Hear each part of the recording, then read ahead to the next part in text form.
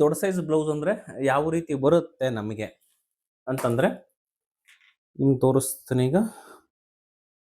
44, 48, 50, 46 ಈ ರೀತಿ ಬ್ಲೌಸಸ್ಗಳಲ್ಲಿ, ಓಕೆನಾ, ಈ ರೀತಿ ಬ್ಲೌಸಸ್ಗಳಲ್ಲಿ ನಾವು ಬೋಟ್ ನೆಕ್ಕಲ್ಲಿ ಏನೇನು ಚೇಂಜಸನ್ನು ಮಾಡಬೇಕಾಗತ್ತೆ, ಓಕೆನಾ. ಮೇನ್ ಬಂದು 44ಇಂದ ಸ್ಟಾರ್ಟ್ ಆಗ್ತಕ್ಕಂಥದ್ದು, 40ವರೆಗೂ ಚೆನ್ನಾಗೇ ಬರುತ್ತೆ ಎಲ್ರಿಗೂ ಬ್ಲೌಸ್ ಫಿನಿಶಿಂಗ್ ಅಂತಕ್ಕಂಥದ್ದು ಬೋಟ್ ನೆಕ್ಗಳಲ್ಲಿ. ಬಟ್ 44, 48, 50 ಈ ರೀತಿ ಪ್ಲಸ್ ಆದಂಗೆಲ್ಲ ನಿಮಗೆ ಫಿನಿಶಿಂಗ್ ಕೊಡೋದ್ರಲ್ಲಿ ಸ್ವಲ್ಪ ಹೆಚ್ಚು ಕಡಿಮೆ ಆಗುತ್ತೆ, ಓಕೆನಾ. ಸೊ ಅಬ್ವಿಯಸ್ಲಿ ಈ ಮೆಜರ್ಮೆಂಟ್ ಇರ್ತಕ್ಕಂಥವ್ರಿಗೆ ಬ್ಲೌಸ್ ಲೆಂತ್ ಬಂದು 15 ಇಂಚಸ್ವರೆಗೂ ಇರುತ್ತೆ, ಓಕೆನಾ. 14 to 15 ಇಂಚಸ್ವರೆಗೂ ಲೆಂತಲ್ಲಿ ಕಡಿಮೆ ಆಗಬಹುದು, ಇಲ್ಲ ಅಂತ ಹೇಳಲ್ಲ ನಾನು. 14 ಇಂಚ್ ಲೆಂತ್ ಆಗ್ಬೋದು, ಓಕೆನಾ, ಅಥವಾ 13.5 ಲೆಂತ್ ಆಗಬಹುದು, ಓಕೆನಾ. ಬಟ್ ಫ್ಯಾಟ್ ಇರ್ತಾರೆ, ಹಾಗಾಗಿ ಮೆಜರ್ಮೆಂಟ್ ಲೆಂತಲ್ಲಿ ಕಡಿಮೆ ಆಗ್ಬೋದು. ಬಟ್ ಶೋಲ್ಡರ್ ವೈಸ್ನ ನಾವು ಕನ್ಸಿಡರ್ ಮಾಡಿಕೊಂಡ್ರೆ ಶೋಲ್ಡರ್ ನಮಗೆ 16 ಇಂಚು, 15 ಇಂಚು ಅಥವಾ 14.5 ಇಂಚು ಕೂಡ ಶೋಲ್ಡರ್ ಇರಬಹುದು, ಇಲ್ಲ ಅಂತ ಹೇಳಲ್ಲ.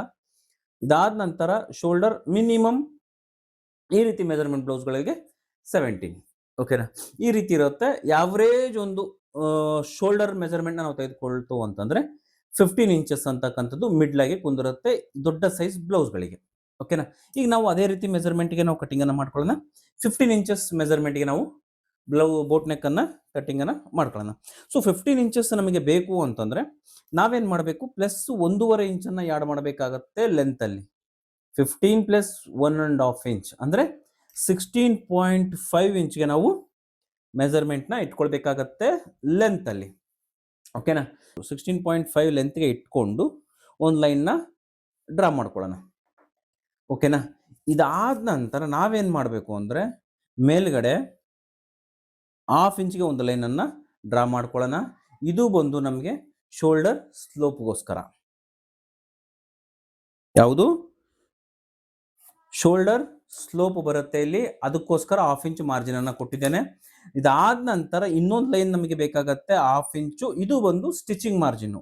ಇದು ಲೈನ್ ಹಾಕಿದ್ರು ಬಂತು, ಬಿಟ್ಟರು ಬಂತು, ನಿಮಗೆ ಹಾಕೋದಿಲ್ಲ, ಹಾಗೆ ಇಟ್ಟಿರ್ತೀನಿ, ನಿಮಗೆ ಅರ್ಥ ಆಗತ್ತೆ, ಓಕೆನಾ. ಈಗ ಫಸ್ಟ್ ನಮಗೆ ಶೋಲ್ಡರ್ ಮೆಜರ್ಮೆಂಟ್ ಎಷ್ಟು ಹೇಳಿದ್ವಿ, 15 ಲೆಂತ್ ಆಯಿತು. ಶೋಲ್ಡರ್ ಮೆಜರ್ಮೆಂಟ್ ನಾವು ಎಷ್ಟು ಹೇಳಿದ್ವಿ, 15 ಇಂಚಸ್. 15 ಇಂಚಸ್ ಸ್ಟ್ಯಾಂಡರ್ಡ್ ಲೆಂತ್ ನಾವು ತೆಗೆದುಕೊಳ್ತಾ ಇದೀವಿ. 15 ಇಂಚಸ್ ಅಲ್ಲಿ 1/2 ಅಂತಂದ್ರೆ 7.5 ಇಂಚಸ್, ಓಕೆನಾ. 7.5 ಇಂಚಸ್ಗೆ ನಾನು ಮಾರ್ಕನ್ನು ಹಾಕೊಳ್ತಾ ಇದ್ದೀನಿ. ಇದಾದ ನಂತರ ಇವ್ರಿಗೆ ಬೇಕಾಗಿರುವಂಥದ್ದು ಮಿನಿಮಮ್ ಶೋಲ್ಡರ್ ಪಟ್ಟಿ ನಮಗೆ ಎಷ್ಟಕ್ಕೆ ಬೇಕಾಗತ್ತೆ ಅಂತಂದರೆ, ಬೋಟ್ ನೆಕ್ ನಾವು ಪೂರ್ತಿ ಇದನ್ನ ಯಾವುದು ಶೋಲ್ಡರ್ ಪಟ್ಟಿ 2 ಇಂಚಿಗೆ ಉಟ್ಕೊಳ್ತೀನಿ ಅಂದರೆ ತೊಂದರೆ ಇಲ್ಲ, 2 ಇಂಚಿಗೂ ನಾವು ಮಾರ್ಕನ್ನು ಹಾಕೊಳ್ಬಹುದು. 3 ಇಂಚಿಗೆ ಉಟ್ಕೊಳ್ತೀನಿ ಅಂತಂದರೆ 4 ಇಂಚಿಗೆ ಮಾರ್ಕ್ ಹಾಕೋಬೇಕು. ಸೊ ಈ ರೀತಿ ನಮಗೆ ಎಷ್ಟು ಇಂಚಿಗೆ ಬೇಕು ಶೋಲ್ಡರ್ ಪಟ್ಟಿ ಅಂತಕ್ಕಂಥದ್ದನ್ನ ಡಿಸೈಡ್ ಮಾಡ್ಕೊಳ್ಬೇಕು. ನಾನು ಇವರಿಗೆ 2.5 ಇಂಚಿಗೆ ಡಿಕ್ಲೇರ್ನ ಮಾಡ್ಕೊಳ್ತೀನಿ. ಸೊ ಹಾಗಿದ್ಮೇಲೆ 3.5 ಇಂಚಿಗೆ ನಾನು ಶೋಲ್ಡರ್ ಪಟ್ಟಿಯನ್ನು ತೆಗೆದುಕೊಳ್ತಾ ಇದ್ದೀನಿ. ಇಲ್ಲಿ ಏನಾಗುತ್ತೆ, 1/2 ಇಂಚ್ ಸ್ಟಿಚಿಂಗ್ ಮಾರ್ಜಿನ್ ಒಳಗಡೆ, ಇಲ್ಲಿ 1/2 ಇಂಚ್ ಸ್ಟಿಚಿಂಗ್ ಮಾರ್ಜಿನ್ ಒಳಗಡೆ ಹೋದಾಗ ರೆಡಿ ನಮಗೆ 2.5 ಇಂಚು ಬರುತ್ತೆ, ಓಕೆನಾ. ಹಾಗಾಗಿ ಇದಾದ ನಂತರ ನಮಗೆ ಇಲ್ಲಿ ಸ್ಲೋಪಿಂಗ್ ನಾವೇನು ಕೊಡ್ತೀವಿ, ಓಕೆನಾ, ಇದು ಮಾರ್ಕನ್ನು ನಾವು ಹಾಕ್ಕೊಳ್ಬೇಕು, ಓಕೆನಾ. ಇದು ರೆಡಿ ನಮಗೆ ಇಲ್ಲಿ ಬರುತ್ತೆ. ಇಲ್ಲಿ ನಾವೇನು ಮಾಡಬೇಕು ಅಂದರೆ ಶೋಲ್ಡರ್ ಸ್ಲೋಪನ್ನು ಕೊಡಬೇಕು. ಎಲ್ಲಿಗೆ ಕೊಡಬೇಕು, ಇಲ್ಲಿಗೆ ಕೊಡಬಾರ್ದು, ನಾವು ಈ ಪಾಯಿಂಟ್ನ ಇಟ್ಕೊಂಡು ಶೋಲ್ಡರ್ ಸ್ಲೋಪನ್ನು ಕೊಡಬೇಕು, ಈ ಪಾಯಿಂಟಿಗೆ, ಓಕೆನಾ. ಅವಾಗ ಮಾತ್ರ ಶೋಲ್ಡರ್ ಸ್ಲೋಪ್ ಅಂತಕ್ಕಂಥದ್ದು ಪರ್ಫೆಕ್ಟ್ ಆಗಿ ಬರುತ್ತೆ, ಓಕೆನಾ. ಎಷ್ಟಕ್ಕೆ ಬಂತು ನಮಗಾಗ, 1/4 ಇಂಚಿಗೆ ಶೋಲ್ಡರ್ ಸ್ಲೋಪ್ ಅಂತಕ್ಕಂಥದ್ದು ಸಿಗುತ್ತೆ. ನಾವು ಇಲ್ಲಿಗೆ ಮಾಡಿಬಿಟ್ರೆ ಫುಲ್ ಸ್ಲೋಪ್ ಅಂತಕ್ಕಂಥದ್ದು ಸಿಕ್ಕಿಬಿಡುತ್ತೆ. ಇದು ನಿಮಗೆ ಬಹಳ ಕನ್ಫ್ಯೂಸನ್ನ ಕ್ರಿಯೇಟ್ ಮಾಡುತ್ತೆ, ಓಕೆನಾ. ಇದಾದ ನಂತರ ನಾವೇನು ಮಾಡಬೇಕು, ಇಲ್ಲಿ ಕೆಳಗಡೆ ಇದೆಷ್ಟು ಬಂದಿದೆ, 1/4 ಇಂಚ್ ಬಂದಿದೆ ಅಲ್ಲ, ನಮಗೆ 1/2 ಇಂಚಿಗೆ ಬೇಕು, 1/2 ಇಂಚಿಗೆ ಒಂದು ಮಾರ್ಕನ್ನು ಹಾಕ್ಕೊಳ್ಳಿ ಇಲ್ಲಿ, ಓಕೆನಾ. 1/2 ಇಂಚಿಗೆ ಒಂದು ಮಾರ್ಕನ್ನು ಹಾಕ್ಕೊಂಡಿರ್ತೀರಿ. ಇದು ನಮಗೆ ಸ್ಟಿಚಿಂಗ್ ಮಾರ್ಜಿನ್ ಲೈನ್ ಆಗುತ್ತೆ, ಯಾವುದು ಈ 1/2 ಇಂಚನ್ನ ಹಾಕಿರ್ತಕ್ಕಂಥದ್ದು. ಈಗ ನಮಗೆ ಇಲ್ಲಿಂದ ಏನು ಬೇಕು ಅಂತಂದರೆ ಎಷ್ಟು ಇಂಚು ಡೌನ್ ಮಾಡ್ಕೊಳ್ತೀವಿ ಬ್ಯಾಕ್ ಸೈಡಲ್ಲಿ, ಇದು ಬಹಳ ಮುಖ್ಯ. ಇದನ್ನು ನಾವು ಎಷ್ಟು ಇಂಚಿಗೆ ಮಾಡ್ಕೊಳ್ಬಹುದು, 1.5 ಇಂಚಿಗೂ ನಾವು ಡೌನನ್ನು ಮಾಡ್ಕೊಳ್ಬಹುದು. 1.5 ಇಂಚಿಗೆ ಡೌನ್ ಮಾಡಿ ನಿಮಗೆ ತೋರಿಸ್ತೇನೆ. 1.5 ಇಂಚ್ ಡೌನ್ ಮಾಡ್ಕೊಳ್ಬಹುದು. ಅದೇ ರೀತಿ ಸ್ಲೋಪ್ ನಾವು 1.5 ಇಂಚಿಗೆ ಇಡಿ. ಇಲ್ಲಿ ನೀವೇನು ಮಾಡಬೇಕು, ಒಂದು ಲೈನ್ನ ಡ್ರಾ ಮಾಡ್ಕೊಳ್ಳಿ ಈ ರೀತಿ, ಓಕೆನಾ. ಎಲ್ಲರೂ ನಿಮಗೆ ತೋರಿಸ್ತಾ ಹೋಗ್ತೀನಿ, ನಿಮ್ಗೆ ಯಾವುದು ಈಸಿ ಆಗುತ್ತೆ ಅದನ್ನು ಮಾಡಿ.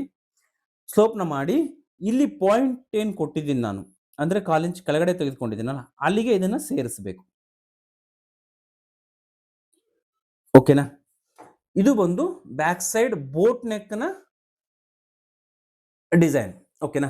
ಇಲ್ಲಿಗೆ ಸೇರಿಸಿದ ತಕ್ಷಣ ನಮಗೆ ಇಲ್ಲಿ ಏನು ಕಟ್ ಆಫ್ ಆಗುತ್ತೆ, ಈ ಕಟ್ ಆಫ್ ಆಗಿರತಕ್ಕಂಥದ್ದು ನಮಗೆ ಶೋಲ್ಡರ್ ಸ್ಟಿಚಿಂಗ್ ಮಾರ್ಜಿನ್ ಅಂತಕ್ಕಂಥದ್ದು ಹೋಗುತ್ತೆ ಇದರಲ್ಲಿ. ಓಕೆನಾ.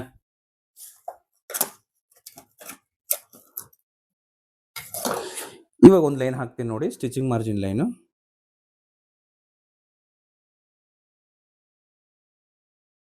ಕಾಣ್ತಾ ಇದೆನಾ?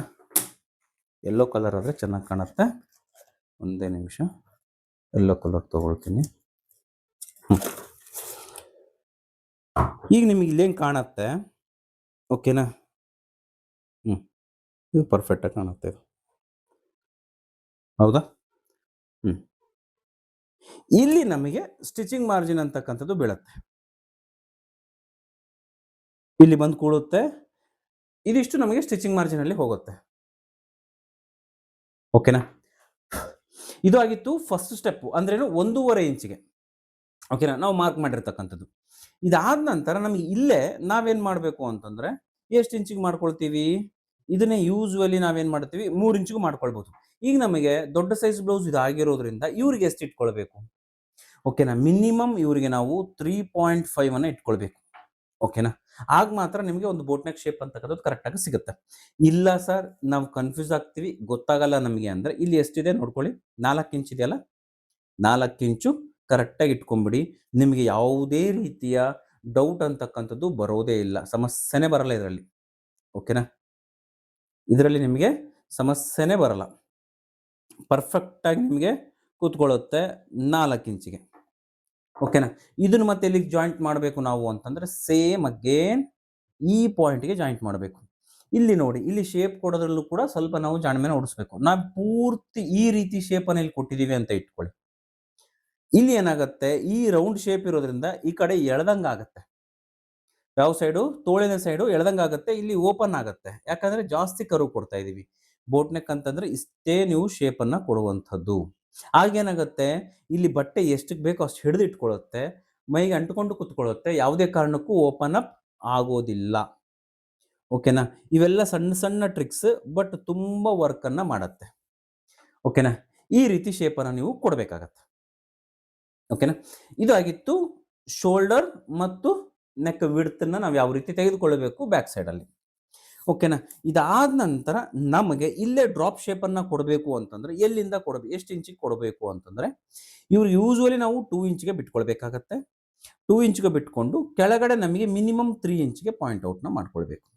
ಎಷ್ಟು ಇಂಚು, 3 ಇಂಚು. ಇದಾದ ನಂತರ ಇದೇ ಬೇಸ್ ಪಾಯಿಂಟೇ ಬೇಕು, 4 ಇಂಚ್ ಏನಿದೆ 4 ಇಂಚ್ಗೆನೆ ಮಾರ್ಕ್ ಹಾಕಬೇಕು. ಆ ಕಡೆ ಈ ಕಡೆ ಆಗಬಾರ್ದು. ಆ ಕಡೆ ಈ ಕಡೆ ಆಯ್ತು ಅಂದ್ರೆ ಡಿಸೈನ್ ಅಂತಕ್ಕಂಥದ್ದು ಕೆಟ್ಟು ಹೋಗ್ಬಿಡತ್ತೆ.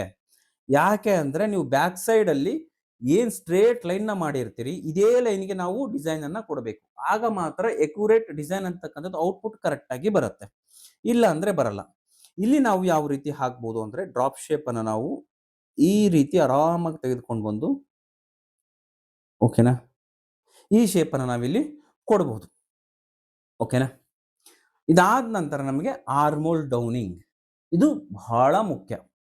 ಎಷ್ಟು ಇಳಿಸ್ಕೊಳ್ಬೇಕು, ಈಗ ನೋಡಿ, ಇದಕ್ಕೊಂದು ಫಾರ್ಮುಲಾ ನಿಮಗೆ ಹೇಳ್ಕೊಡ್ತೇನೆ.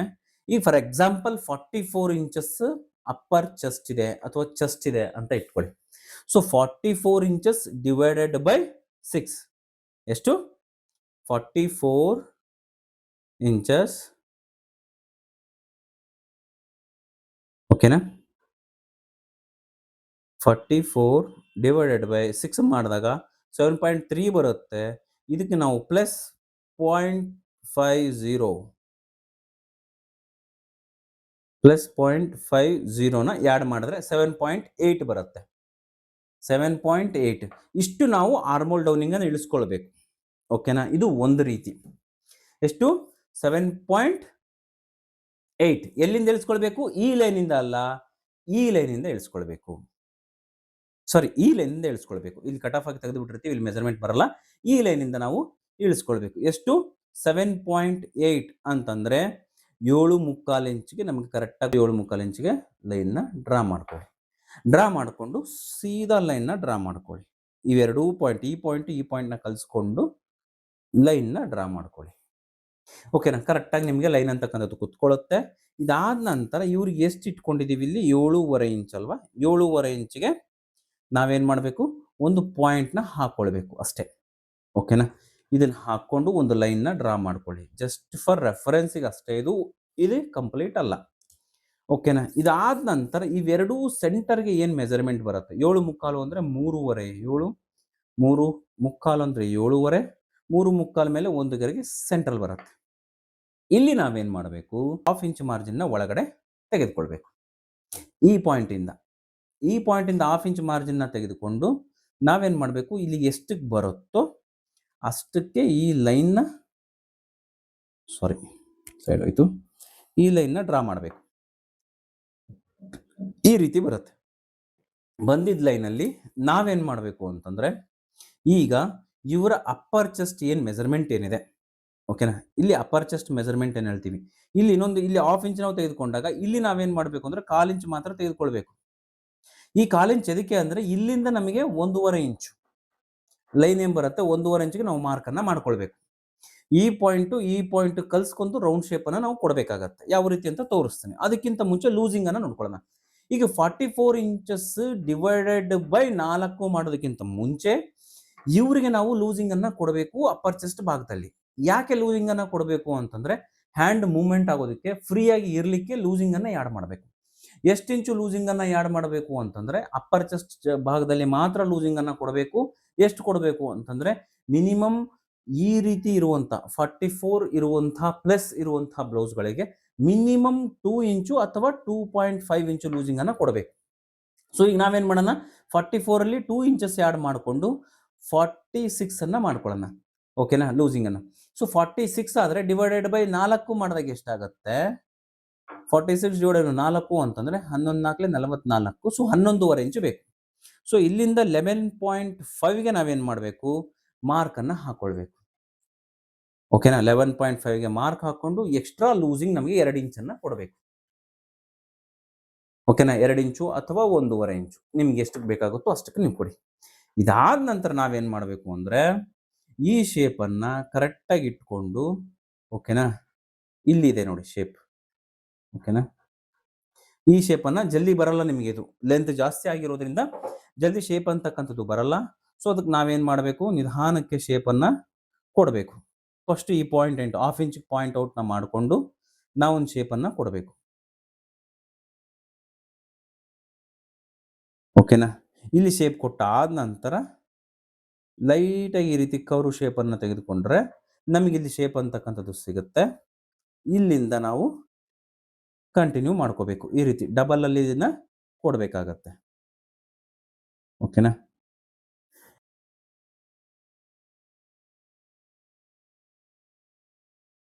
ತಗೊಳ್ಳಿ. 10.75 ಇಂಚು ಅಂದ್ರೆ ಹತ್ರ 21.5 ಇಂಚು ಇರುವಂತಹ ಆರ್ಮೋಲ್ ರೌಂಡ್ ಅನ್ನು ಸಹ ನಾವು ಕ್ಲಿಯರ್ನ ಮಾಡ್ಕೊಳ್ತಾ ಇದ್ದೀವಿ ಈ ಒಂದು ಮೆಜರ್ಮೆಂಟ್ ಇಂದ.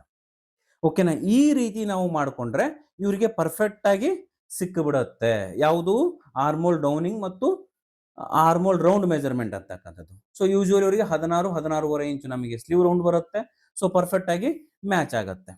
ಈ ವಿಡಿಯೋದಲ್ಲಿ ನಿಮಗೆ shoulder measurement, neck width, neck down ಮತ್ತು ಆರ್ಮೋಲ್ ಡೌನ್ ಈ 4 ಪಾಯಿಂಟ್ ಮೇಲೆ ದೊಡ್ಡ ಸೈಜ್ ಬ್ಲೌಸ್ಗಳಲ್ಲಿ ಏನೆಲ್ಲ ಚೇಂಜಸ್ ಮಾಡ್ಕೋಬೇಕು ಅನ್ನೋದನ್ನ ತಿಳ್ಕೊಂಡಿದ್ದೀರಿ.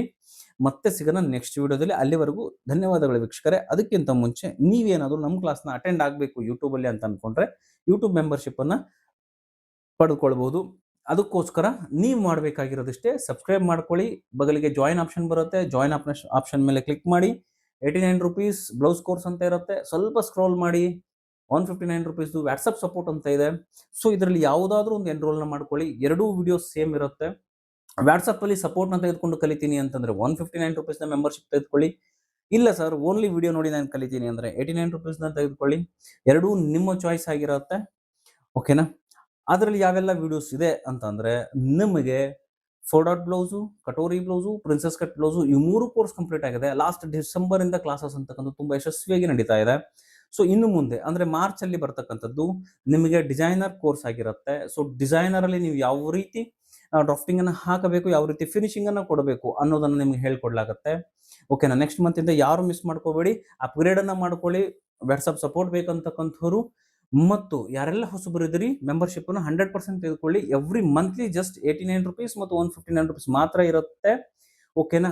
ಎಲ್ಲ ಕೋರ್ಸು ನಿಮಗೆ 159 ಆರ್ 89 ಅಲ್ಲಿ ಮಾತ್ರ ಸಿಗುತ್ತೆ. ಮತ್ತೆ ಸಿಗೋಣ ನೆಕ್ಸ್ಟ್ ವಿಡಿಯೋದಲ್ಲಿ. ಅಲ್ಲಿವರೆಗೂ ಧನ್ಯವಾದಗಳು ವೀಕ್ಷಕರೇ.